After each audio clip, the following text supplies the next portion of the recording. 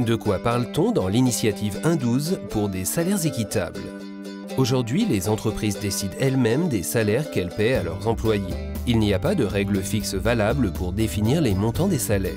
Au cours des dernières années, les salaires des employés les mieux payés ont augmenté. Par contre, les salaires moyens n'ont que peu augmenté. La différence entre les salaires les plus hauts et les salaires moyens est plus grande aujourd'hui qu'elle ne l'était il y a quelques années. De ce fait, les écarts salariaux se creusent de plus en plus. Qu'est-ce qui changerait? Dans une même entreprise, la personne qui a le plus grand salaire aurait le droit de gagner un salaire maximal 12 fois supérieur à la personne qui a le salaire le plus bas, donc un rapport de 1 sur 12.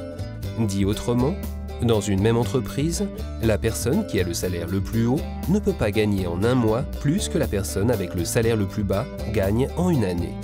Cette règle serait valable pour tous les employés qui travaillent dans une même entreprise. Des règles particulières s'appliqueraient pour les apprentis, les stagiaires et les personnes avec un emploi protégé, ainsi que pour les employés à temps partiel et les travailleurs temporaires. Quels sont les arguments des personnes qui sont pour cette initiative? Cette initiative empêche que les top managers bénéficient de salaires astronomiques. Dans une entreprise, les salaires les plus hauts ne doivent pas être 12 fois supérieurs aux salaires les plus bas. L'augmentation de l'écart salarial est stoppée. Les personnes qui gagnent le plus doivent être moins payées et les salariés qui ont un revenu moyen doivent gagner plus. Quels sont les arguments des personnes qui sont contre cette initiative?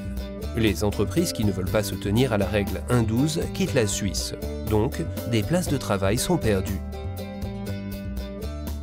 Les employés les mieux payés paient des impôts et des cotisations aux assurances sociales élevées, par exemple AVS, caisse de pension. S'ils gagnent moins, ils doivent payer moins d'impôts et de cotisations.